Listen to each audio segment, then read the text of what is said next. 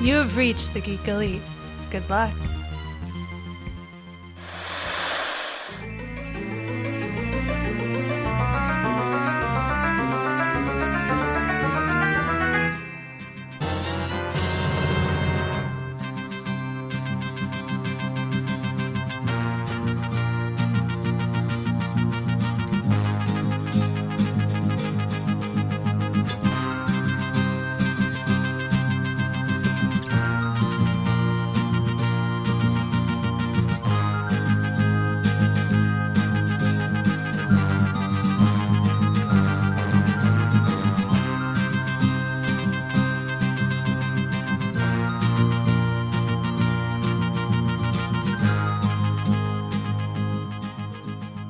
Welcome back to VHS Gems, the podcast in which we watch those old VHS movies from your childhood, or possibly movies that you didn't even know existed, like this one today for me. And I know.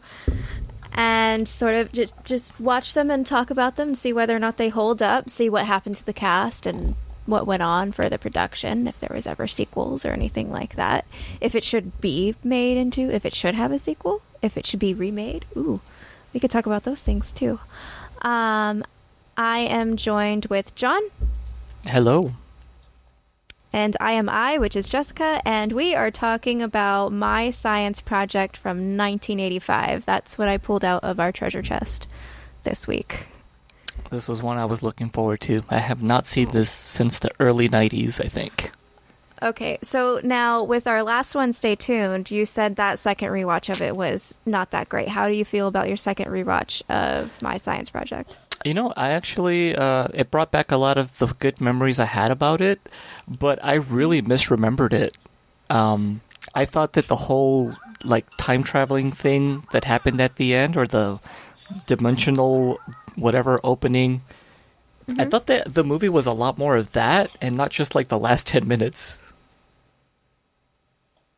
Oh yeah? Okay, because first time watching through, the way this movie started to where it got, it felt like two entirely different movies. So that makes a lot of sense. Once it got to the actual time travel-ish aspect to it, I was like, is this the same film? Because it very much started out like one of the movies I think I'm kind of sort of made you watch and do a live tweet of, I don't know, a year ago now, was The Strongest Man in the World, which is a Disney science sci-fi movie. It really much started out like that. And then it sort of went, no, it's a crazy sci-fi, people are shooting T-Rexes. What is happening? It takes a detour. It takes a big detour. As soon as they picked up those guns, I was like, wait, we're actually going to try to kill people? We're not going to think about the time, issue with killing people from a different... Wait, what is happening? They kill people from different, eras of history with impunity. Not taking into account how this could affect, the future timelines, or... this could have been a butterfly effect situation that alters history. Nope. There's really no repercussions whatsoever. Or just science in general. This is... Even fictional science would show the repercussions of this. Or no, they play very fast and loose with any kind of realistic science here in this. Even though it's called My Science Project, it's really more it might as well be magic. It pretty much is magic. So, I mean, I will know I did have a good time watching it, I guess, but not as much of a good time as I did Stay Tuned. I feel like Stay Tuned is slightly above this one, and it's mainly because that 180 really hit me hard. Okay. What happened? Yeah, they don't do a good job of setting up where it's going to go for sure. Yeah. No, they don't do a good job of setup at all here. But it has one of the best character arcs in 80s movie history, where you have a guy who's only about his car, and the end he's like, it's just a car. I know. You got some character development in there with that those two lines. Just all I care about are cars. We can leave it. It's great. Which that car, though. Ooh, that was a nice car.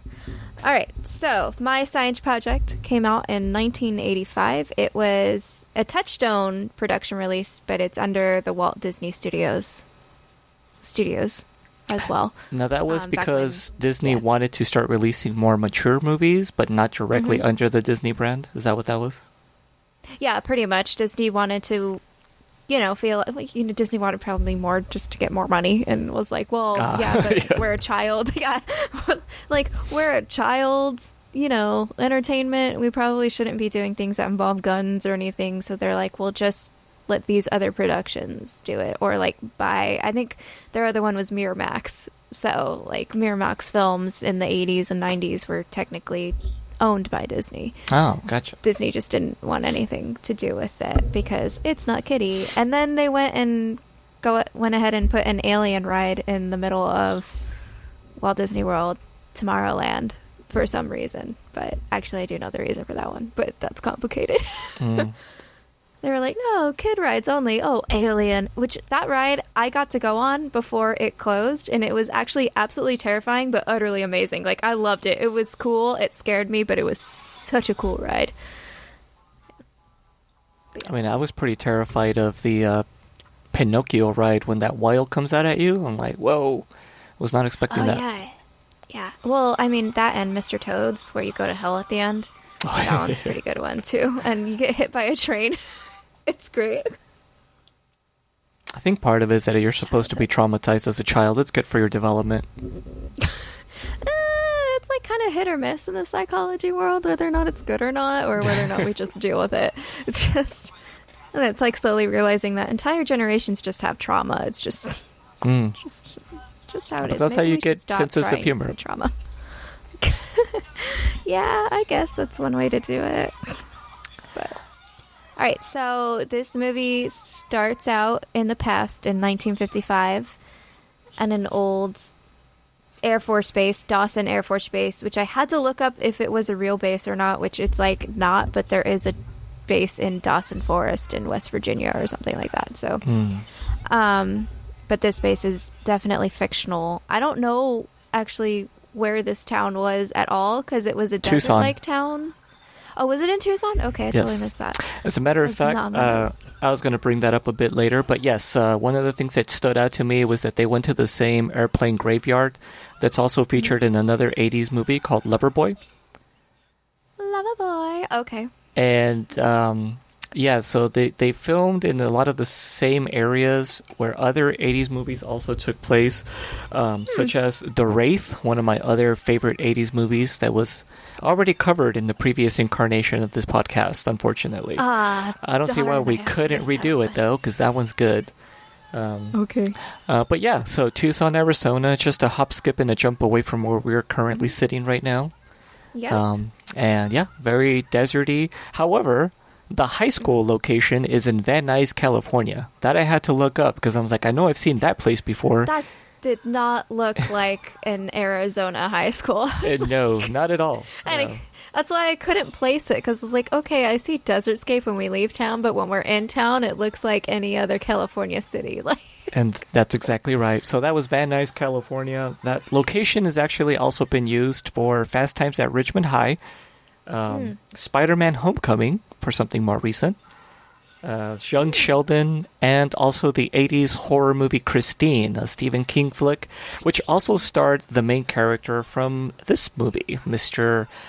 John Stockwell, son of Dean Stockwell, who you might know as the guy on Quantum Leap that has the little multicolored computer thing.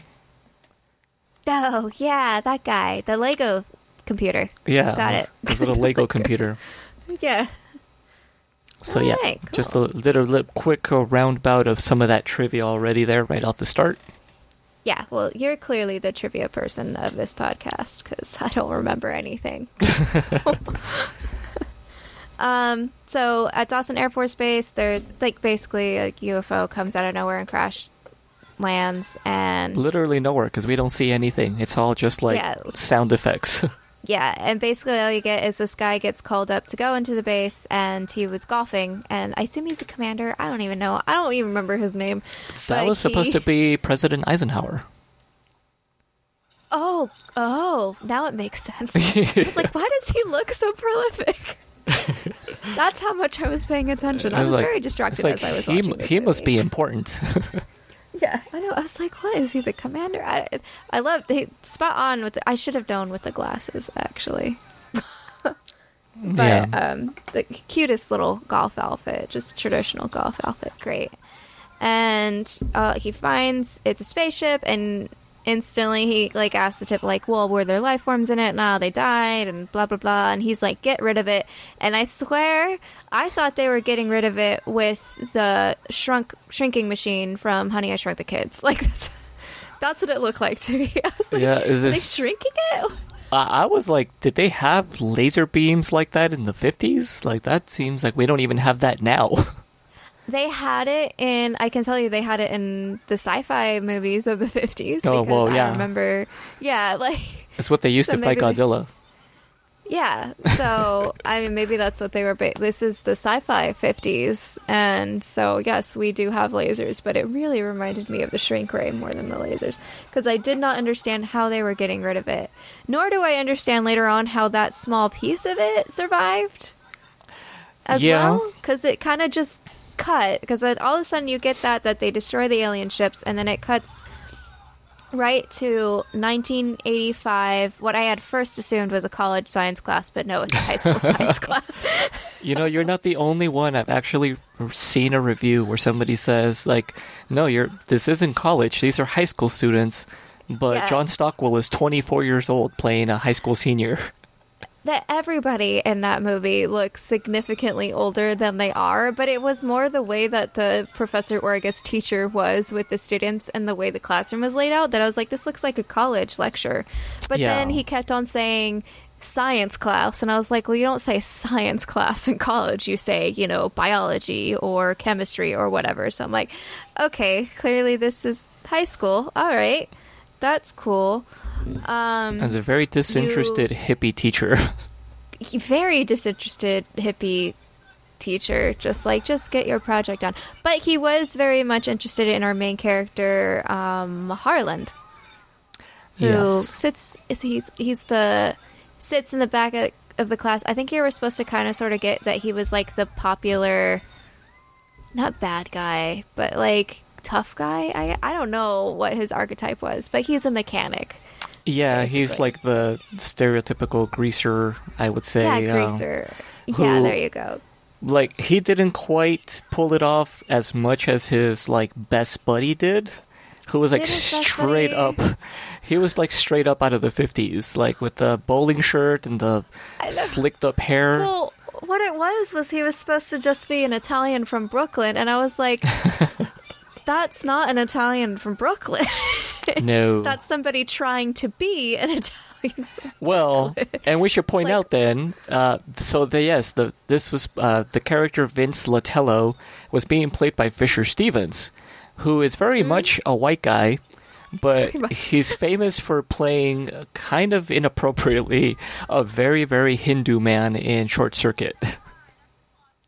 Oh, Short Circuit. Okay. All right. I haven't watched that one in a long time. I cannot remember if that's a gem or not. I think it is. It better be.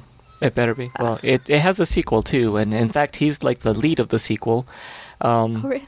And yeah, so I feel bad that I grew up thinking this guy was Hindu, where he was not. And I didn't think I realized that until I saw him in Hackers. And he was like, oh, he does a really good American accent. And it's like, oh, crap, he's not Hindu. he's white. Yes, he is. He is very white, which I thought he was so obviously a white actor. I didn't even think he was an Italian from Brooklyn at first. I thought he was like Latino. Like, that's what I thought. I was like, did they just whitewash a Latino? But then he was like, oh no, I'm an Italian from Brooklyn. And I'm like, he's very, okay. He's very, very versatile. Actually, and you know what's funny now that I think about it, is that Fisher Stevens and Dennis Hopper, who plays the teacher, have a little bit of a reunion later on when they're both in the Super Mario Brothers movie. Yeah? Oh, yeah. Huh. Yeah, Dennis Hopper plays King Koopa in the live-action version. Oh, right. Oh. Yeah. I feel like that's the second time we referenced that movie, and we're going to have to eventually watch it. Yeah, what did we say the last time? I was like, was it John Leguizamo or something? Oh, you were talking about somebody that was in the animated movie or yeah, like Captain Lou Albano. I thought you were talking about the live action one. I was like, that's right. The person that played the ring announcer in the Stay Tuned was from the cartoon. Yes. So yeah, you get introduced to Harland. Harland has not done his science project, this was instantly where I was like, oh, this is high school, because his final is just a science project, and it's, doing that like 3-sided board thing with the hypothesis and all that stuff. Oh yeah. But he hasn't figured out because he's a mechanic and, he needs money. So he's always just working on cars. To which I was like, there's plenty of science projects you can do with engines and stuff. That's some bullcrap excuse, but okay. Yeah. You could do so many things. I mean, you could do like different fuel sources. You could do like which sports car goes farther by the gallon, or, anything. Easy peasy. I didn't get that. That was just laziness on his part. It was just easier to break into an abandoned military facility and just steal something from there. That is true. Now, after getting kind of sort of berated from his science teacher, who was basically just like, just do a project, you're going to fail and you're not going to get a diploma, he gets dumped by his current girlfriend, Crystal, I think was her name, which I pretty much called because she was reading a Cosmopolitan magazine, and I said, oh, that's a girl that's about to dump her boyfriend. So, yeah, she was very progressive. Oh, yeah, very, very progressive, but very just... As soon as she saw Cosmopolitan, I was like, oh, no, she's reading Cosmopolitan, and she thinks she's discovering herself. Okay, cool. But yeah, she dumps him because all he does is take her to the same places and hang out at the garage or whatever. And just after he gets dumped, he runs into a yearbook photographer. And I completely forgot her name, and she's like the main character. I know her name is Ellie, but he calls her, Sawyer at first, I think? Sawyer's her last name, yeah, Ellie Sawyer. Yeah, was that weird that they just all always first talk to each other in their last names as opposed to their first names? Like, I don't remember ever calling any of my friends or people I knew by their last name. Was that like 1980s thing, or maybe it was just a regional thing? It was like showed respect by calling someone their last name, or maybe it showed you don't care enough to know their name by just calling them their last name. I was like, I'll just address you by your family's like crest as opposed to like you individually. Actually, I feel like it's probably the latter, because that definitely feels like 1980s high school cliche bullshit. Like, just, if you didn't like somebody, you just called them by their last name. Yeah. And she basically says that she wants to get a photo of him, and she wants him to do something for the yearbook, whatever.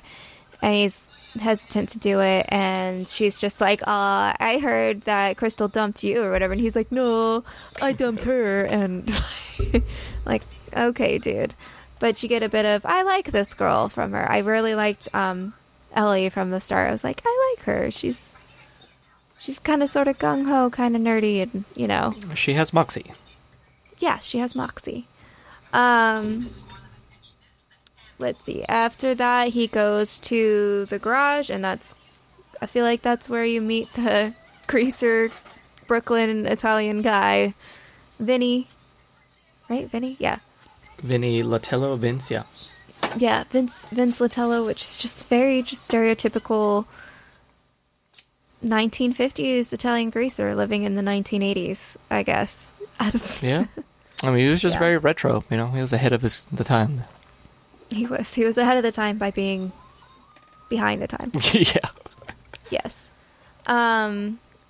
Also, during this time, as they're leaving school, Sawyer's car is broken down, and it's causing a huge traffic jam. And, of course, Harland goes and tries to help her car, and it's a very easy fix, and he basically goes to her and he says, "You're smart enough, like, that doesn't happen, like, why'd you intentionally break down your car?" It was like a radiator cap was off or something, I don't know. But, and she basically sort of blackmails him into going on a date with her because she doesn't want to be the yearbook spinster. Because I guess she's never been on a date, even though she does have a geeky friend that seems to get very, very upset over her going on a date with Harlan. Oh, I know all about that kind of thing. Oh yeah, I do. It's very annoying. It's one of the most annoying archetypes, I think, for guys in general, to be that like geeky nice guy that just gets super jealous when the girl he likes is going out with somebody she actually likes. It's like, I'm sorry, I don't like you. Like, please, like. It's a cliche for a reason. It's definitely, it fits the bill. Yeah, it is. It's a big cliche. It's also very annoying. But, and his car, by the way, which of course, as a mechanic, he has to have a really nice car. It's a Pontiac Gto. Can't quite remember the year, 1960. It looked like a 1967-ish to me, but that sounds about right. It's definitely 1960s. And it's got the blower on the top, which becomes like a plot point later when they outrun electricity. Yeah, when they outrun electric. Yeah, that scene. Yeah, but, yeah. That I mean, if of all the things that happened in the movie, that was probably one of the most incredulous. I was like, come on, you expect me to believe this? It was already like preposterous as it was. Yeah, I think that was the start of the cacophony of just, and then we just went, screw reality, we're just gonna do this. We're gonna do whatever we want. Yeah, there really were no rules in this after that point. I think maybe that was to show us that, that we were no longer playing in like normal physics. Yeah, this is where we're going now. So Harlan takes Sawyer, Ellie out on a date, and naturally... Oh, wait, I forgot. In between this, Harlan goes home and meets his dad's new girlfriend, who Harlan has issues with. I don't know why. She seemed perfectly fine, but she's a makeup artist, I think, or works at a salon or whatever, and... Yeah, I think they mentioned that she was like the makeup lady at a department store. Like, so I'm assuming she's the one that shows you how to put on the stuff and sells it to you. Yeah. Yeah, she definitely, with the way she did her makeup, looked like it, as like they're wearing all the makeup that they sell. Yeah, no, I actually liked her character. It was very sweet. I wish I got more of her character, and I can't even remember her name either. But yeah. And I think that was Dolores. Yeah, Dolores. There you go. And also he has a pet dog, too, named Sparky or something like that.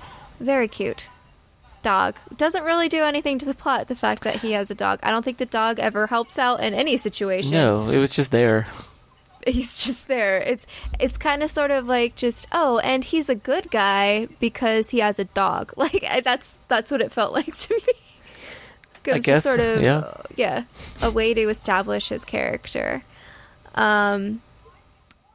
He goes to pick up Ellie, and he decides that for their first date, for whatever reason, they're going to, break and enter into an Air Force base, an abandoned airfield, basically. Which is just the dream for first dates. Always. Ellie's not so fond.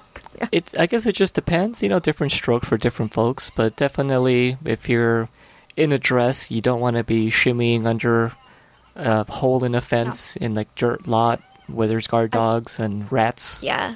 Yeah, I definitely would have wanted to be warned what I would be doing.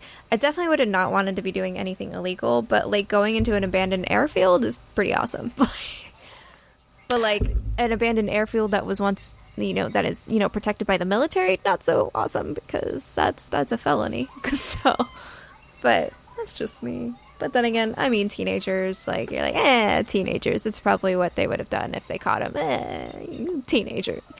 Go away. But, It was a really cool abandoned airfield. You already mentioned that the airfield was in other movies too. Yep, and it's a real location. Actually, thinking back, I wonder if this is also the same airfield that they had in Transformers 2, because there was a scene where they're supposed to be at the Smithsonian, but then they go out into the backyard, and then all of a sudden it's an airplane graveyard. And I was like, that doesn't look like the same location anymore. That does not look like the Smithsonian. I wonder, maybe. Yeah, I'll have to go back and double check on that one. Because it looked kind of close to the same. Yeah, that was a really confusing edit, because I was very confused over how we got to that airfield. Like, wait a minute. Yeah. Like, they don't care about logic and geography at all. Mm-mm. No, they don't. Speaking of geography, he ends up falling down into a hole. I guess it's more geology, actually, over geography. But he falls into a hole, and that's where he ends up finding this machine that just looks like... Well, later on, it eventually looks like one of those plasma balls that you touch and the little static hits you. Oh, that was exactly what that was. As a matter of fact, I had to do some research because I'm like, they're really using the hell out of that. And I know that that was like not that big a deal. But it turns out that that actually was patented like maybe just a year prior. So it was technically brand new technology. Like, I think a lot of people probably had never seen one before when this movie came out. And were probably like, whoa, what is that? That's awesome. Yeah, it's really cool, actually. Like, I actually had one for quite a while. It's just one of those, like, looks crazy sciencey, but it's all just static electricity, really, that works it. But, basically, yeah. But it looks neat. Those little purple lightning bolts, and you feel like a mad scientist. Yeah, no, it's great.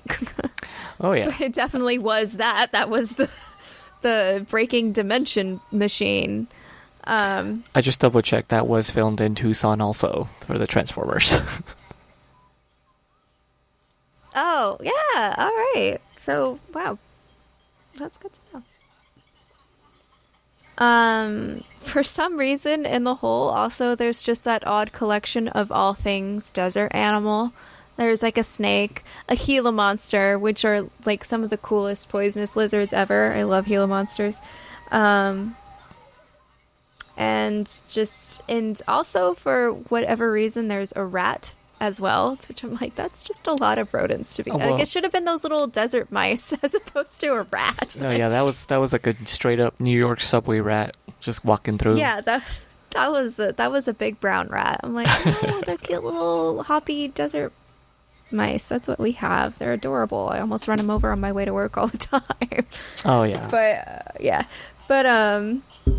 Yeah, all sorts of animals. There's the guard with a German Shepherd. Of course, the German Shepherd is realizing that something's going on, starts to bark. There's also a coyote howling in the background. Just, yep, we're in the middle of the desert now, and we're going to find a fun glowing orb. That's basically it, yeah. Yeah, basically. This was also where I found there was a slight problem with editing or something, or just concept of reality, and the fact like he fell in the hole straight down, and then he clearly moved into like another room or something, yet later on when he asks for a flashlight, Ellie just drops him straight down a flashlight from the same hole, and I was like, no, that's not where he is. I'm going to choose to believe that device was already warping reality, and that kind of just sidesteps all of these plot holes. It's not just bad editing. Oh, exactly. Okay. Bad writing. All right. Yeah. All right. And this is also where so there's a chase scene. They grab the thing. There's a chase scene. They get out, of course, and they're driving away, and the GTO breaks down for some reason. It's because of the glowy orb machine thing. It breaks down. Yeah, it seems to indicate that it sucks power from things. Yeah, it sucks power so that it can power up. But the first time, nothing happened other than it turning off the car. So I guess it wasn't enough power to pull anything from another dimension. That's what I assumed. Yeah, not quite yet. Yes. And this is where you get that line where he's like, I'm not going to walk into town.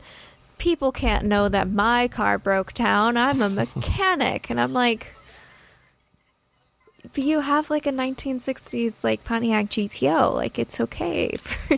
Like that occasionally breaks down. It's impressive enough as it is. Like, right? It's occasionally, you know, like, alrighty, dude.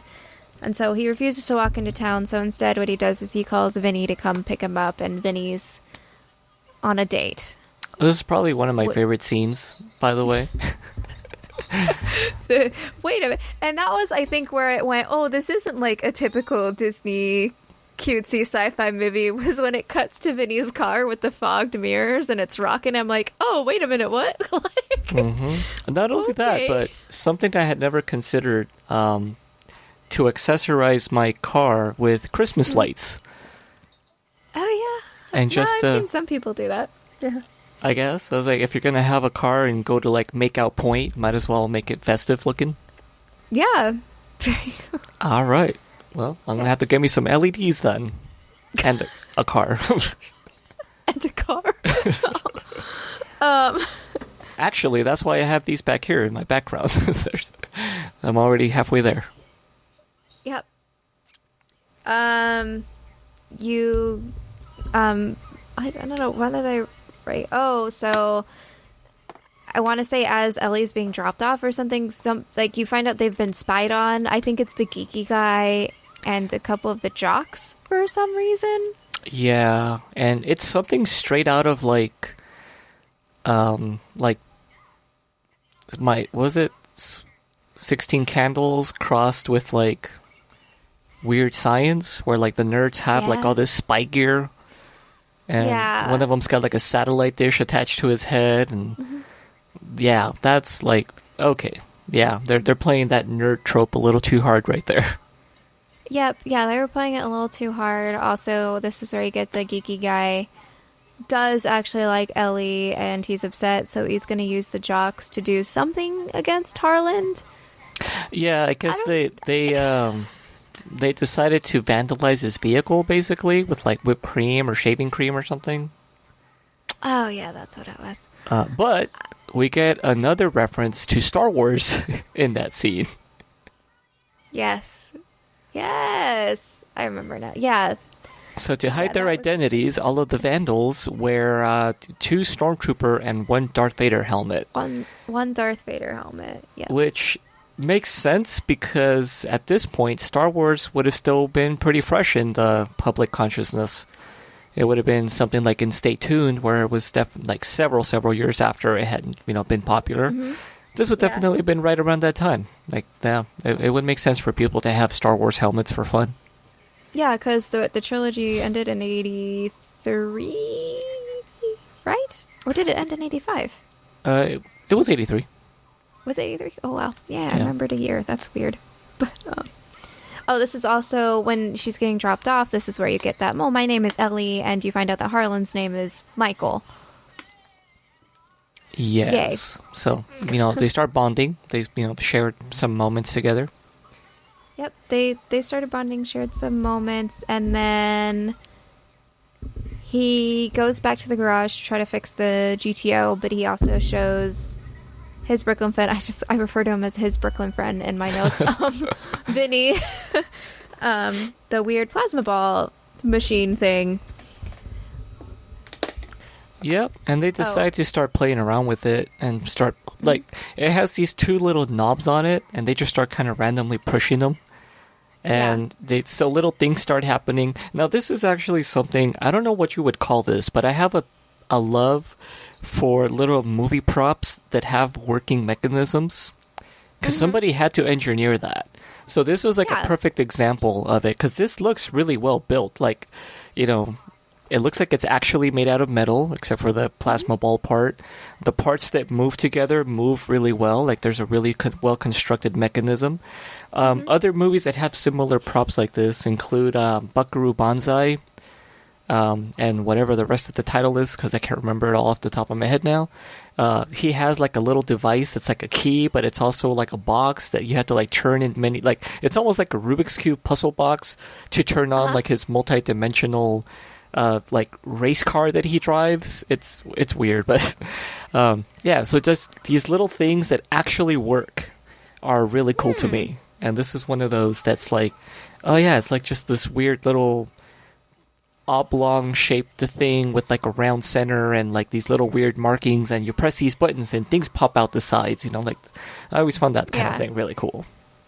Oh yeah, that's really cool. It was a really cool thing, and it's always like tiny little mechanical and hydraulic stuff that always goes inside those props, but it looks so real on the films. You're like, yeah, no, that's a time machine. Like, yeah, it's the warp engine for spaceship or whatever that was. I like that they never really. This kind of goes on a little bit later, but they never really fully explain what it is. They just kind of deal with it. So either they're being smart by letting you kind of fill in the blanks yourself, or they're being lazy by not actually explaining anything and saying it doesn't really matter. Either way, it kind of still works. That one. Yeah. It's like, I think I always mention one of the most frustrating things writing sci-fi is trying to figure out how they make fake gravity in space. So like Star Wars takes place in space, but you never deal with like, oh, the gravity's turned off and people start floating. Or anything like that. Like you never Star Wars is the least space movie of space movies. Yeah, it's just a backdrop if you for really think about fantasy.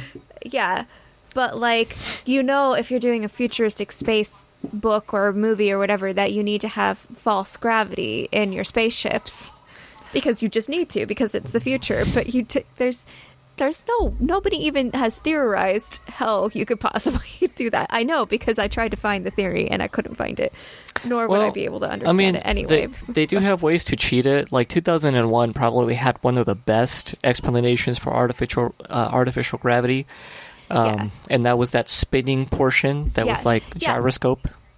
Yeah, that's the current one, but that's not the future, is to constantly have to have your ship spinning. Like, that's not future. So something that actually pulls you down to the ground at a certain axis.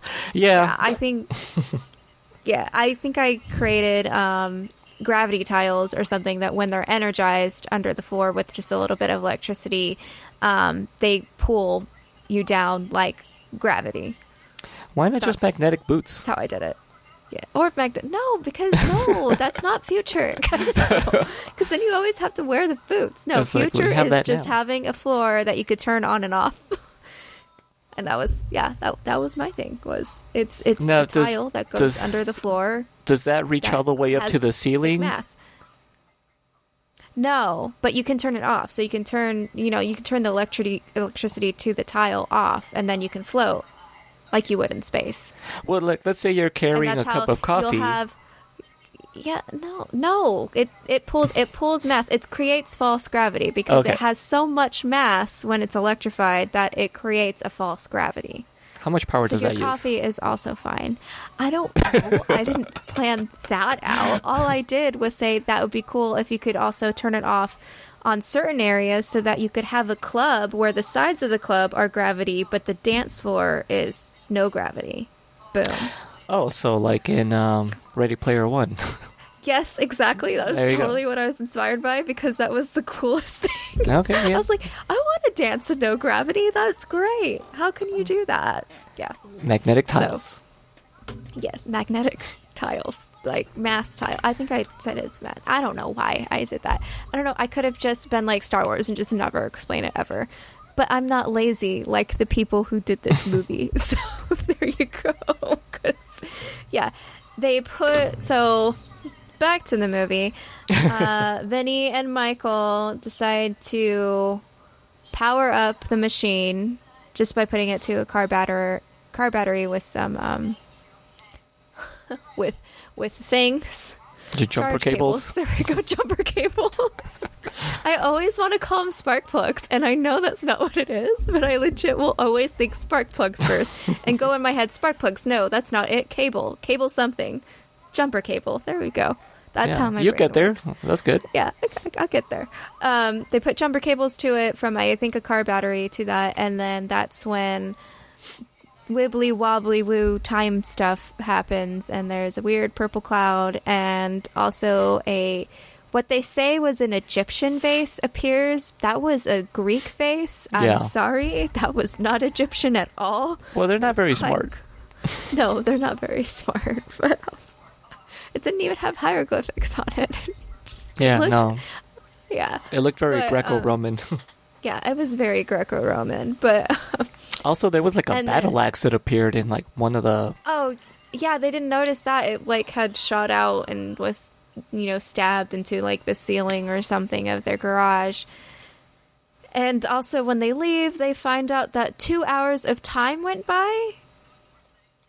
I think. Yeah, there was like a time jump where like to them it was just, right then and there, but outside of that, time moved forward like 2 hours. Yeah, but this is where it gets very confusing because I don't think that time jump concept ever really came back, or if it did, they never said how much time had went by. With the whole, like, when it gets big, like, it doesn't seem like any time had passed. Like, a significant amount of time. Well, it was enough time for them to flunk out on their science, like, project presentation.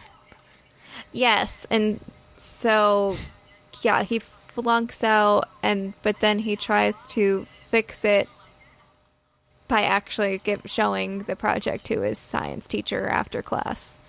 Yeah, which, by the way, we didn't touch up on it, but in his first scene when he's giving his, like, I wouldn't say it's a lecture because he's not a professor, he's teaching the class, I guess. The scene ends with him taking a hit from, like, an oxygen tank or something. Oh, I forgot about that. Yeah, he just straight up inhales pure oxygen, which, yes, would make you a little high and is not recommended. It's very dangerous to inhale pure oxygen. You get oxygen poisoning. That reminded me because he was also in another movie called Blue Velvet. Mm-hmm. It's directed by David Lynch, one of my favorite disturbing directors. His movies usually make no sense, but they're really creepy.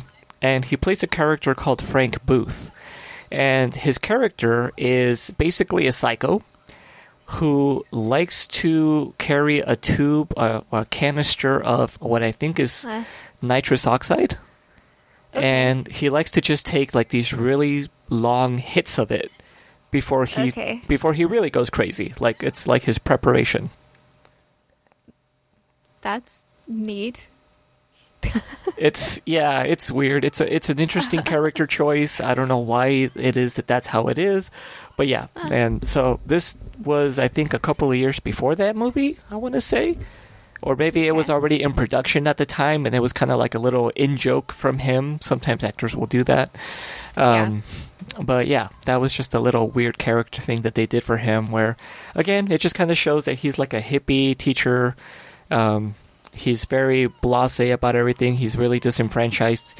But until he's presented with this device, and then all of a sudden, he just goes giddy with excitement. Oh, yeah.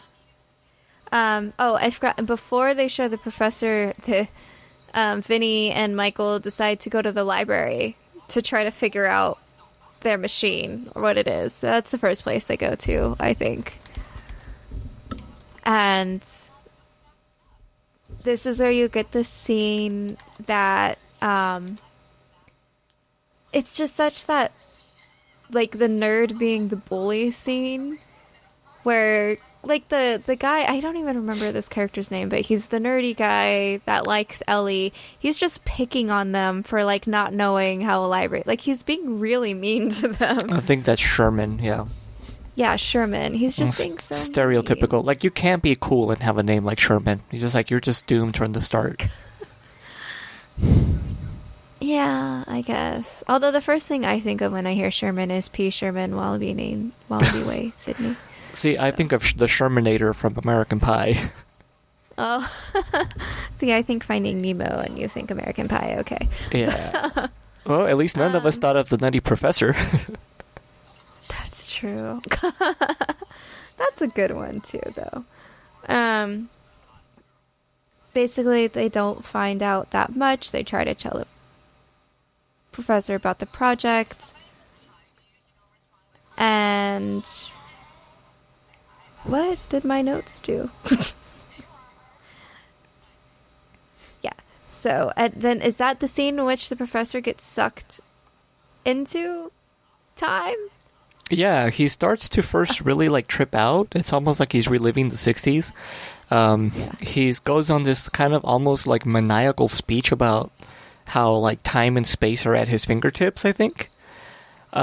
He's and he's and then one with the void, I guess. Yeah. And then there's just a really quick cut. I can tell that they probably didn't have a lot of budget for it, but there's a puppet that looks like it's being stretched out that looks like him. And it's just there for just like maybe a half a second, and then it's gone. And then it's gone. So it's like he stretches back into time. Yeah, I guess it sucks him into time, and that's when it starts to create the power surge.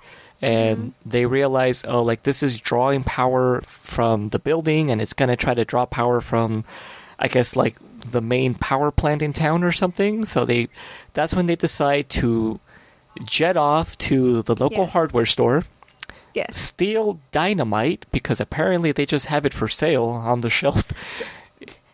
Well, I mean, I guess it's the 80s. Maybe you did for when you were doing home renovation. I don't know. But the other thing was like, that's Vinny, the answer. Brooklyn Italian, just like, yeah, I know how to use dynamite. I was like, what New York, Brooklyn kid? Okay. I think you're right, though. I think it's just there were so many less restrictions in the 80s. It wasn't until the 90s where you started having like all these like, oh, you can't have toy guns that look realistic. You got to put an orange tip on them. Oh, you can't have real fireworks, only sparklers and things that are like very low flammability. Yeah, like the 80s were the time, man. That's when everybody was just doing coke and had very little reservations about safety. It was just wild. Yeah, well, like, to be fair, it was like at the end of the 80s that we started getting like mass shootings and stuff like that. And this is also true. You know, also, like, toy guns need to not look like real guns because you might accidentally get shot, you know. So, oh yeah, that kind of stuff. But we're not going to get political here because this is about movies.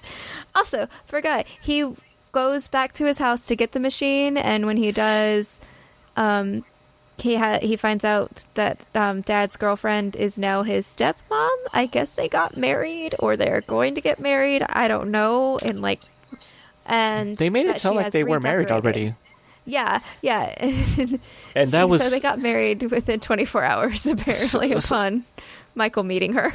So that gaudiness of the living room, I've seen actual places that look like that in the 80s, even up to the early 90s. Like, that was how people thought things should look. Oh, yeah. No. Like, and, you know, eventually Chevron's going to be out of style. It's like the current new thing. And gray walls. It's decor is so interesting. It lasts like 10 years, and it's very much of its decade. Oh, yeah. But the 80s, I think, will very much stay in the 80s. All things 80s is just... Yeah, like black furniture and like... You know, the thing about the 80s that I remember the most... Mm-hmm. There were these things that you would hand. They were basically lamps. I think they were called Waterfall Lamps. Okay. So it had like a golden top and a golden base, but they were meant to be hanging from like the ceiling. It was almost like a little mini chandelier.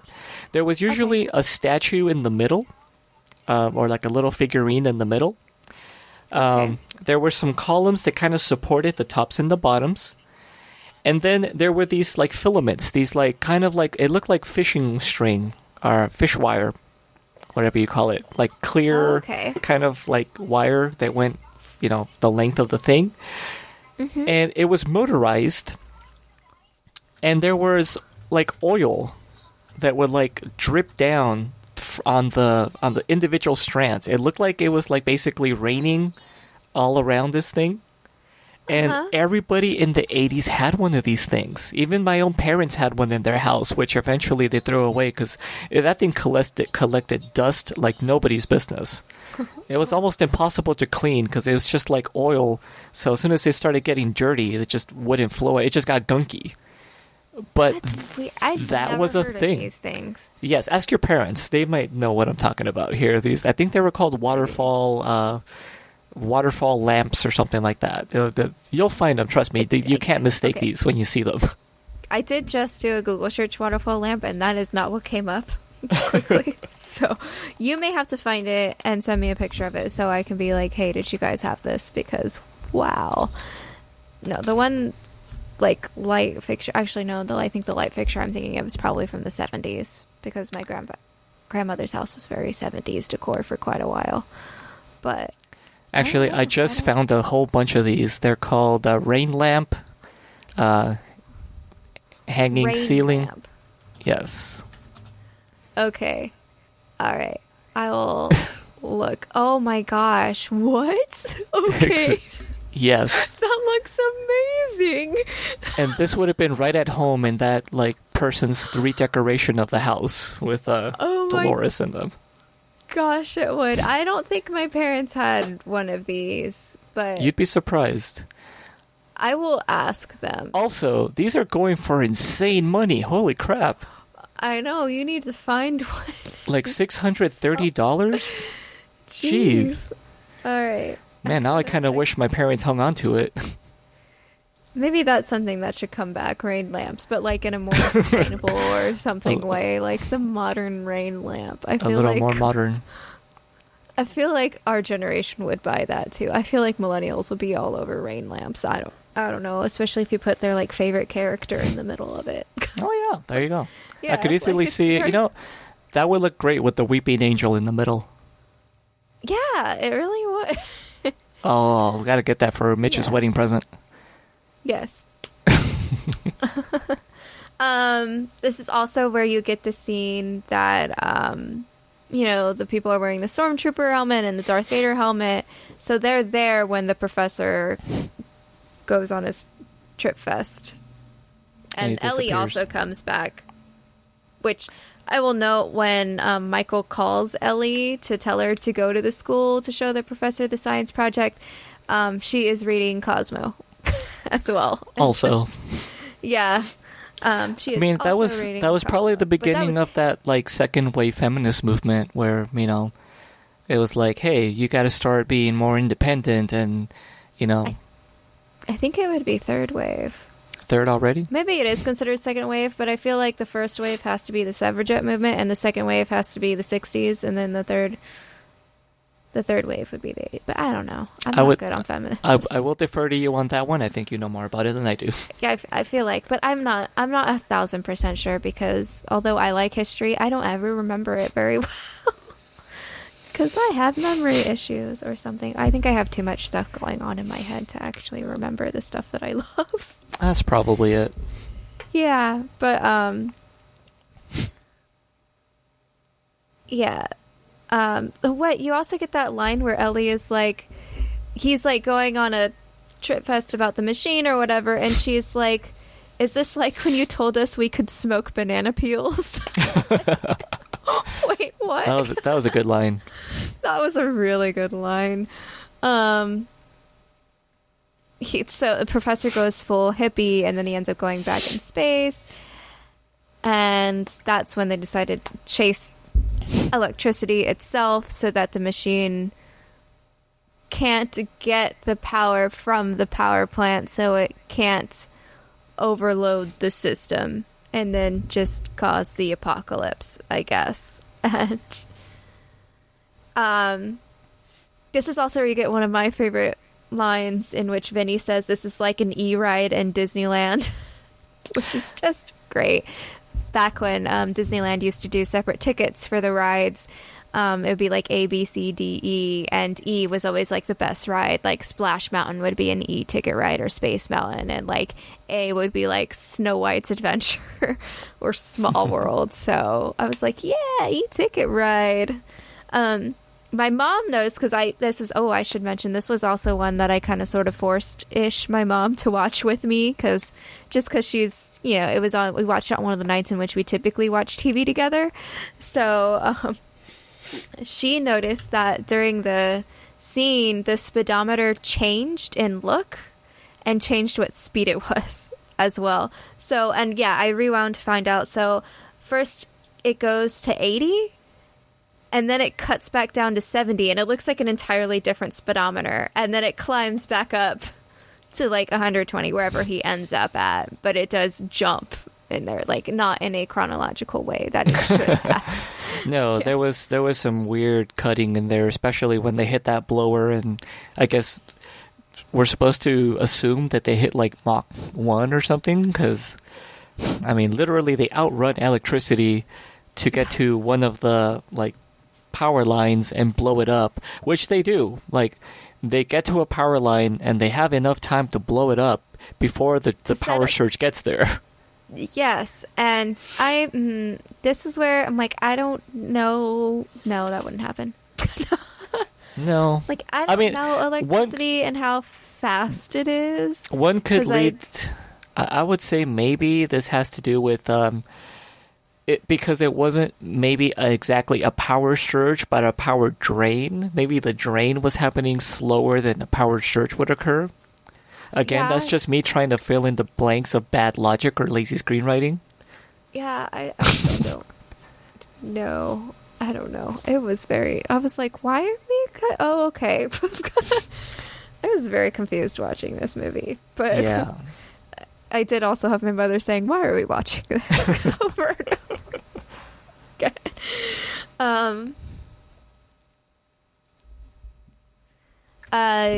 They feel like they saved the day, and you get Ellie and Michael. You know, Michael takes Ellie home after they save the day, and that's when you get that, oh, they do like each other and they're very cute together. And you get the line where he's like, I don't trust people, I only trust cars. And she's like, you've just trusted the wrong people, Michael.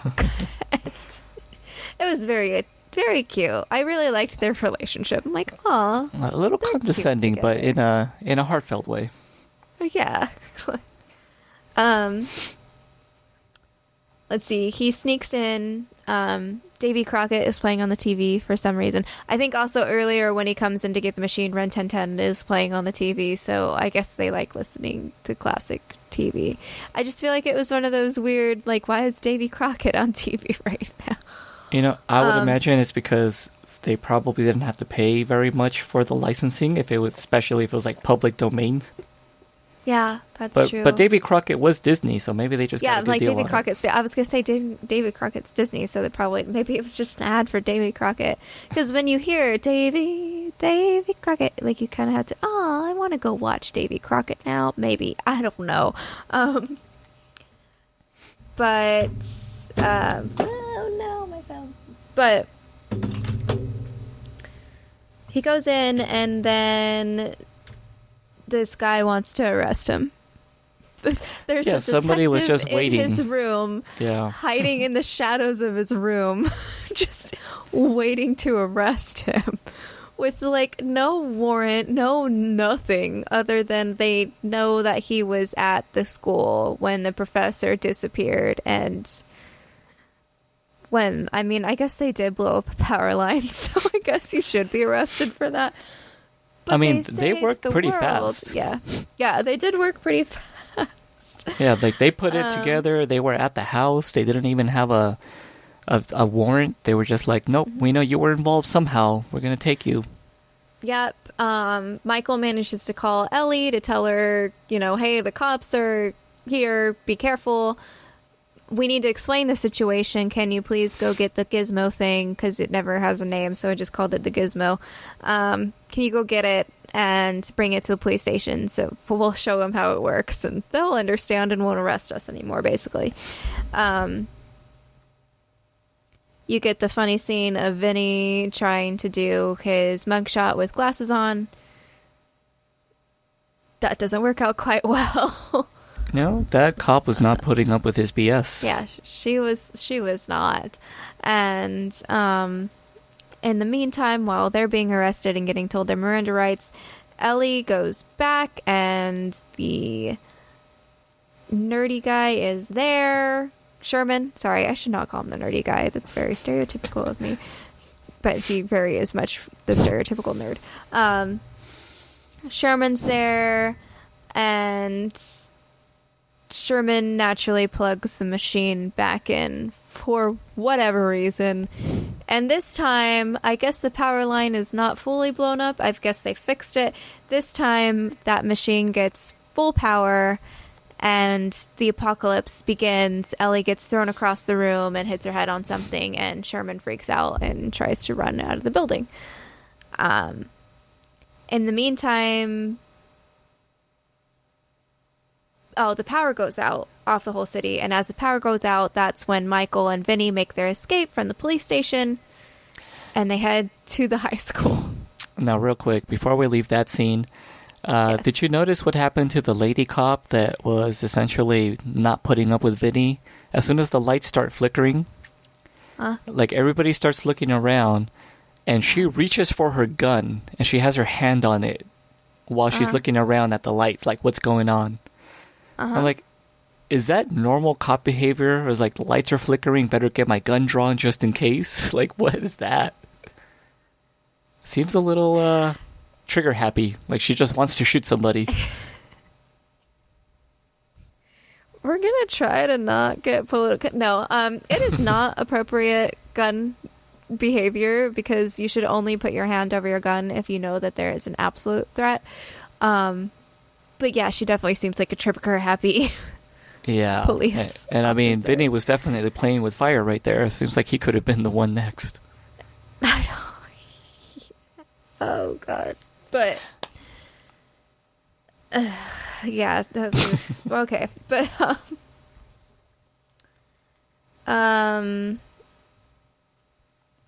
they, for whatever reason, and I don't fully understand why, they take 2 cars away from the police station. Michael takes his GTO, and Vinny takes a cop car. I feel like they probably just did it because Vinny just wanted to steal a cop car, but yeah, there was no reason for it. Yeah, there was no reason for it. I don't know if maybe they cut out a chase scene or something. Like, maybe they needed to split due to a chase scene, because they clearly don't get to the high school at the same exact time. Yeah, they probably needed to go to 2 different locations for some reason. But yeah, you're not wrong. There definitely were, like, from what I've read and heard about this movie, there were budget cuts that were happening as the movie was filming. They're like, nope, we can't do that anymore. So like there was a planned out sequence for the beginning with the ships flying and the crash landing, and you were actually going to have the aliens make an appearance. They were apparently they were voiced by Frank Welker, who has done so many voices, but you'll probably know him best as the voice of Stitch, and he's also done everything from like Megatron to Fred from Scooby-Doo. To just, I mean, all over the place. He's just one of those prolific voice actors. But yeah, apparently they hired him to do alien voices, and that was never used because they're like, nope, we got to cut this out, got to cut that out. So yeah, we probably missed out on a few scenes that bridged some of that, the sequences. Yeah. I definitely feel like I missed out on a lot to explain this last upcoming smorgasbord. Oh yeah, well, and I would say that this was the appeal of the movie to my younger self, is this whole, which again, I distinctly remember that this part was a bigger part of the movie, but no, it was just kind of like the last 10 minutes, it's if like that. 10 minutes. Yeah, Not much stuff happens in 10 minutes, yeah. Yeah, they get back to the school, they meet up with Sherman, who now is basically kind of explaining what's happened. He's essentially the like plot explainer or like exposition dumper. And it's like, so this thing is altering space and time now, like all different times or whatever. And it starts off pretty simple. Like at first you're just seeing what kind of looks like holograms of other people from different times. Yep. They're just kind of like ghostly apparitions. Powers up a bit more, and they're actual people from other times that are, for whatever reason, every single person that was violent and wants to there was no, at the very beginning you have like a philosopher looking person wearing some like very Italian Renaissance clothes, but every person that physically materializes is like, I don't know where I am, I don't know who you are, I'm gonna kill you. Yeah, pretty much, which, I mean, I guess kind of makes sense. Like, it's a scary situation, and the first thought of, I'm going to have to fight my way out of this, I guess. They also do this scene where, Michael's like, where's Ellie or whatever, and Sherman's like, she's back at the machine, basically the worst place ever to be, but they show the little science skeleton in first, as opposed to referring to her like she's dead. Oh no, that's just a fake skeleton. And then they pan out. Oh, she's just passed out by the fake skeleton. Okay, good. Yeah, that was pretty good. Yeah. So we're kind of running through chronologically. So like they run into, I guess, what they refer to as a Neanderthal man. It just looks like a man in a gorilla suit, kind of. Yeah. And they fight it. Actually, first they also run into Cleopatra. Well, doesn't say Cleopatra, but it's clearly Cleopatra, and Vinny like kind of sort of hits on her, and she kind of sort of hits back, and I mean, as would happen, you know. As would happen, yes. Yeah. And she only did it for power. Vinny has no power. She ain't gonna go for him, but okay. Well, I mean, he could lie and just be like, "Oh yeah, here I'm an emperor. I own Brooklyn. That's why I'm Vinny of Brooklyn." Vinny of Brooklyn, yes. Then you run into another sequence where it's not just transporting individuals, but like actual like environments are being pulled in. And yes, you get like a gladiator scene. Yeah, you have a Roman gladiator who I think had just killed somebody. Says something in Latin, which I think roughly translated to those who are about to die salute you, or something like that. I think it was the same line that they say in the Gladiator movie. Yeah. And so they end up killing the gladiator just kind of easily, you know? Yeah. Yeah, it kind of wasn't too hard. That guy has trained his entire life for, I don't know. Clearly stronger than all three of them put together, and yet they took him down like without really much of a struggle. Yes. Which I do like how they just dragged Sherman along with them, because Sherman just left Ellie in there, and you're like, Sherman, you're coming with us, right? Yes, he needs to atone.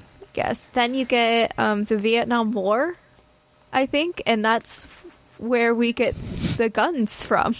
Yes. So, before that, though, Vinny did steal the shotgun from the police car. Oh, yeah, I forgot about that. Vinny did already have a shotgun on him. And as a matter of fact, he used it to bring down the Neanderthal by basically hitting him in the balls.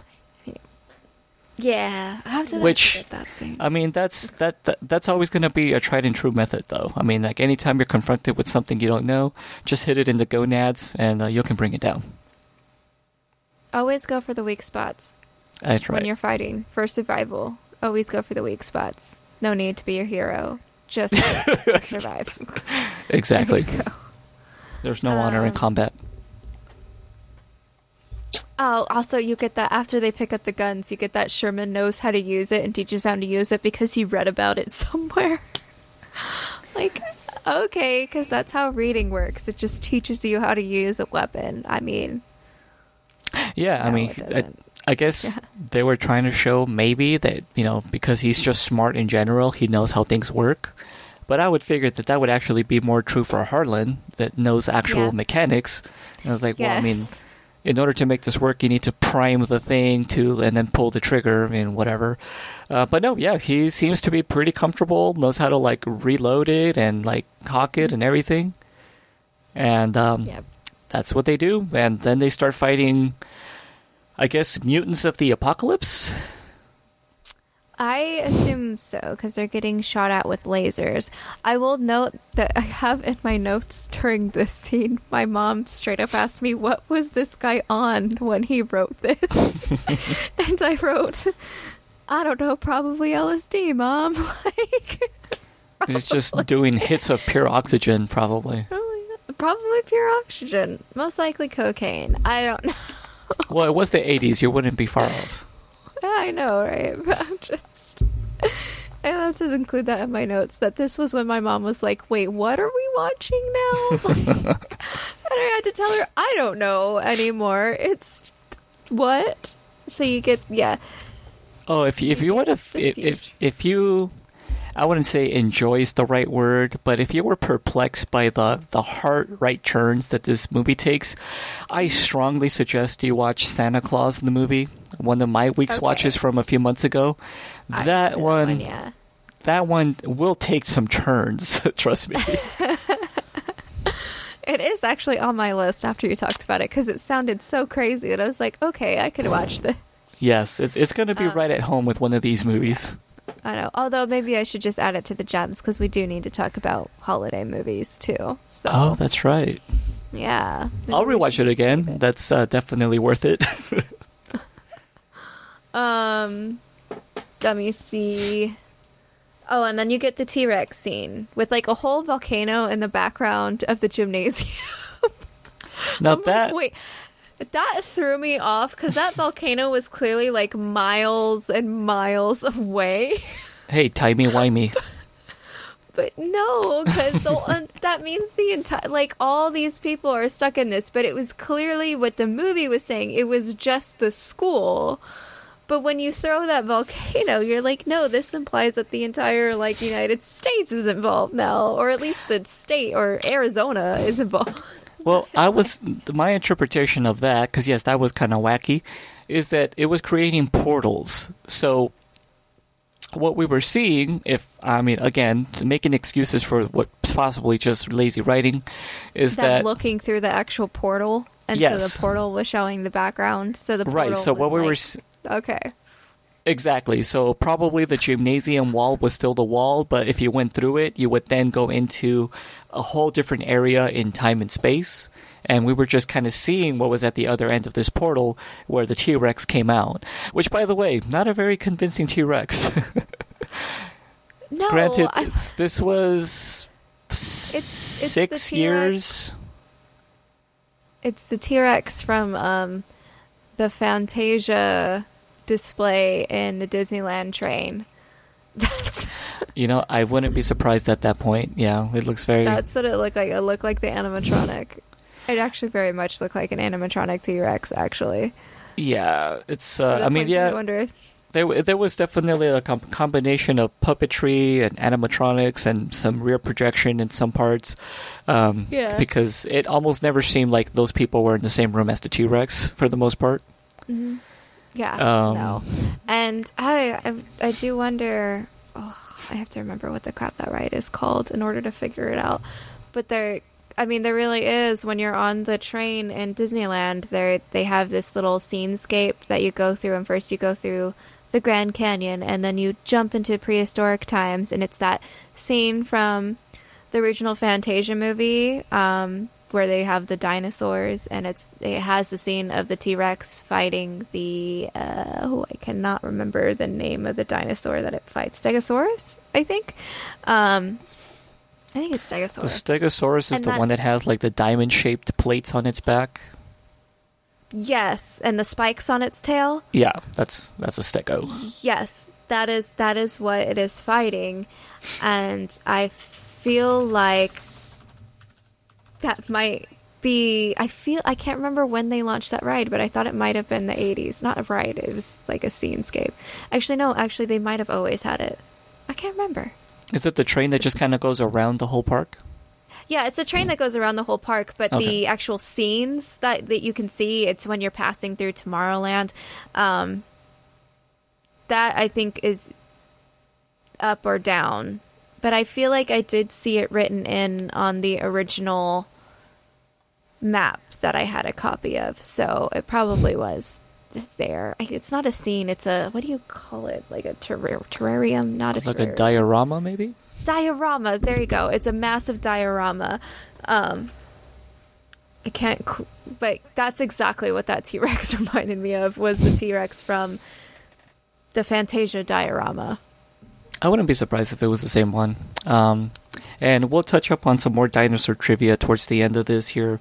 But, yeah, so they murder the T-Rex with machine gun fire, and that's not taking it down. They shoot a grenade into its stomach, and that finally kills it. Poor dinosaur. Down. Yeah, to which I think when they started pointing their guns at it, I was like, shoot-ha, shoot-ha, for like Jurassic Park. Velociraptor scene I always love. Shoot-ha! But no. Poor dinosaurs. No, you gotta grenade her. Oh, yeah. And, so that brings it down. And so I guess they finally make their way into the room Science where they room. had the device, and... It's an electric cyclone storm thing. Yeah, Yay. which... I mean, obviously, all of its budget went to like these optical effects because, man, they have a lot of that swirly light stuff going on here in this one scene.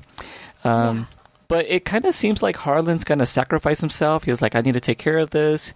He like holds onto it, pulls the power. It looks like it sucks him up and disappears. But then he's back. Yep.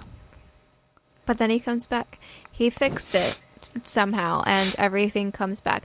I will also note that between them, Mike also saves Ellie, and Ellie wakes up fine, all of a sudden not needing glasses anymore. So that alien technology...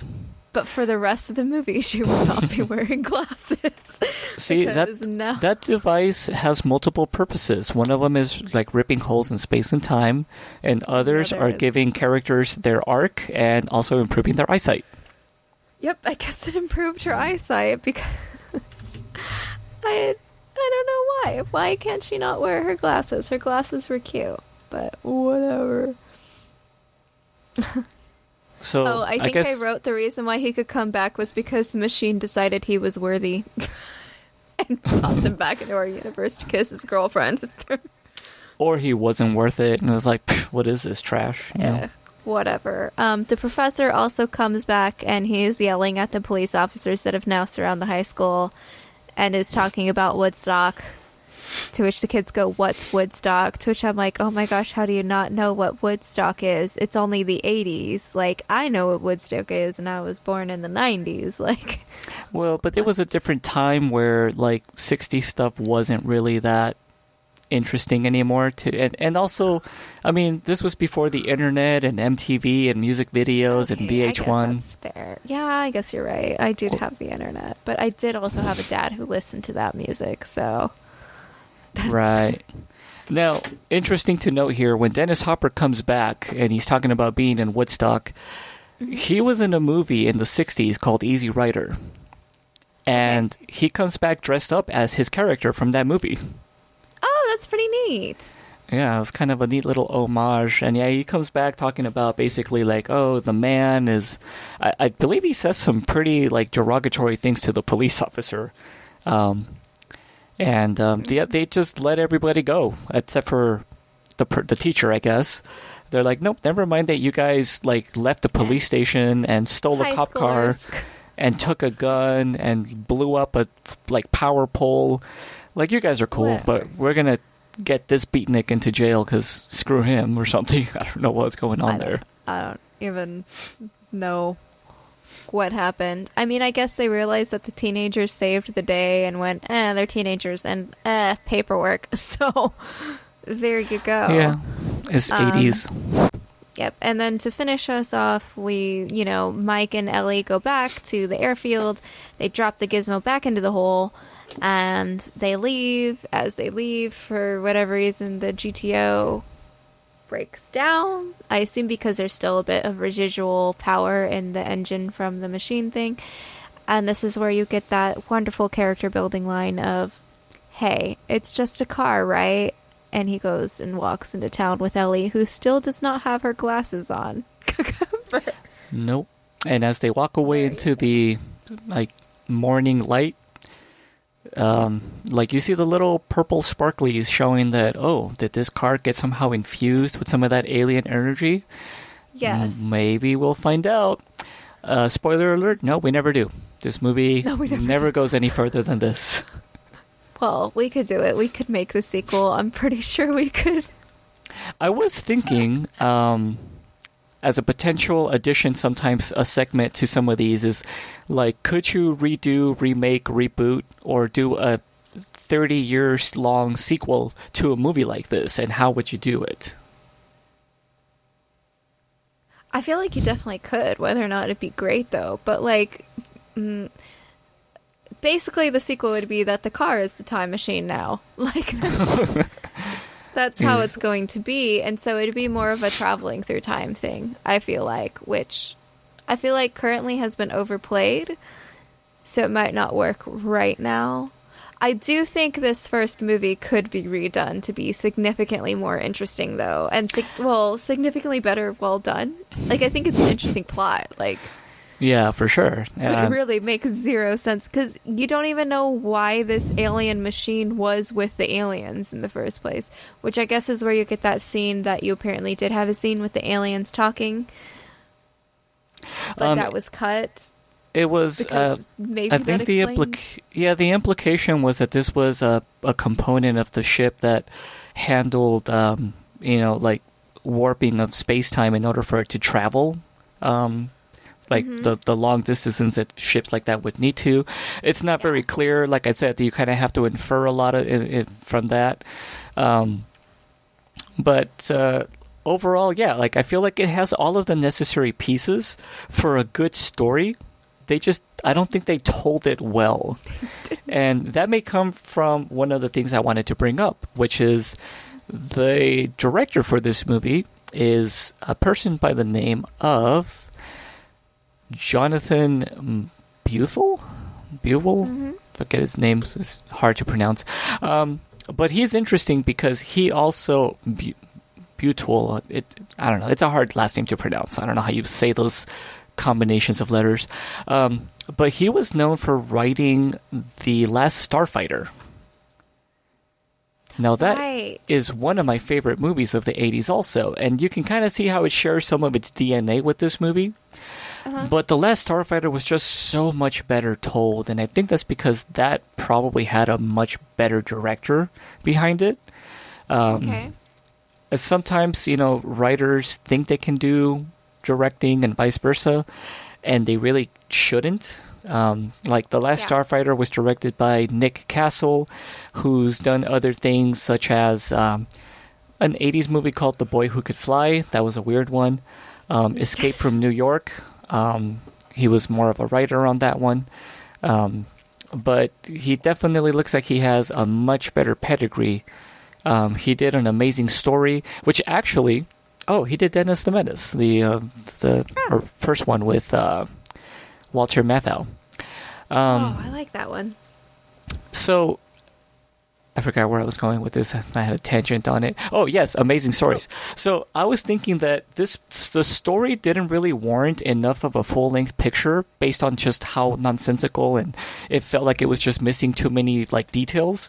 But this would have been perfect as an amazing story. If you're ever familiar with that TV show, this would have felt right at home in like a 30 to 45 minute chunk of a story as opposed to an hour and a half or however long this was, where you could have just had a story about an alien device where you don't have to worry too much about the details about where it came from, just worry about what its effects are, and then at the end of it, just kind of put it away. It's almost Indiana Jones in that sense, where you have this artifact where it causes these blue swirly lights or these white swirly lights, and then at the end, rather than trying to figure it out, you're just like, you know what, we're not ready for this, let's just put this away somewhere.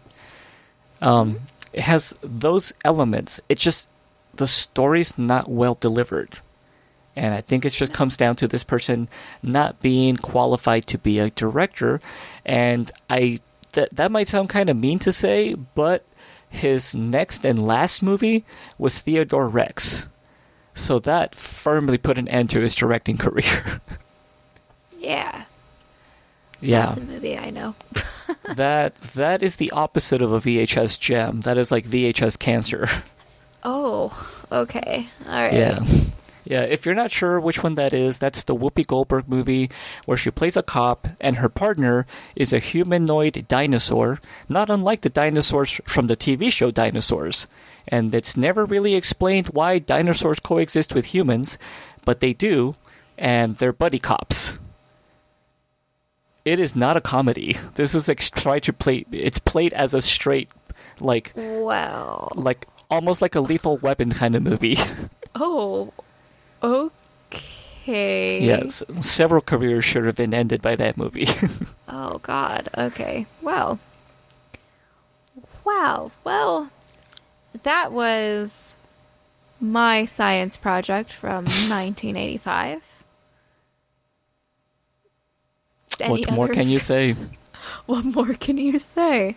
It's not the worst of the science-themed movies from the 80s, like Real Genius or Weird Science, but it's definitely not the best.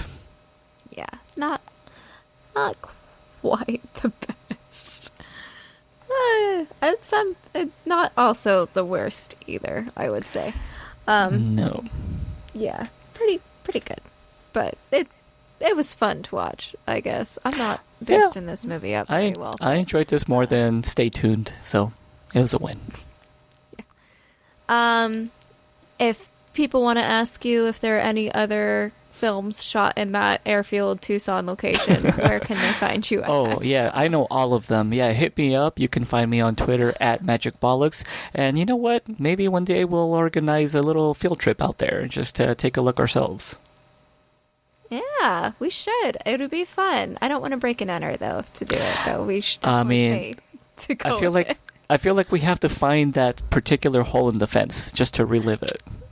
Yeah, but, here's the thing. We're not just scrappy little teenagers just out being reckless. We're actual adults that would actually be arrested. You are correct. No, actually, I'm more worried about my knees now that you mention it, so you're right. We should do it the right way.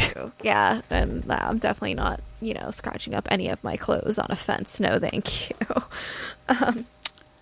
Right on. If you'd like to tweet me, or also tweet me with recommendations for any VHS gems that you think we should watch, go ahead and tweet me at JMBaileyWrites. You can find archives of this podcast, including the original first season, in which it is not us. It came out 5-ish years ago, I think. And it was with Mitch and Angela and Chris doing the VHS gems. You can find those on our website, newly revisioned website, geekelitemedia.com. If you can find Geek Elite Media on Twitter as at Geek Elite Media, at Geek Elite Media on Instagram as well, and it'll be facebook.com/Geek Elite Media. We do also have a Patreon page, so if you got a couple dollars that you could spare, it'd be very wonderful if you could go to our Patreon page, Geek Elite Media, there as well. And you will see a lot of bonus content on there for a couple of the other podcasts. And eventually we'll have bonus content for this podcast as well. If you could at least, though, wherever you're watching this podcast, please rate, review, and subscribe onto your podcatcher. And, yeah, give us a like. There you go. Until then, always remember to... Geek out. Geek out. This concludes our broadcast. Beep.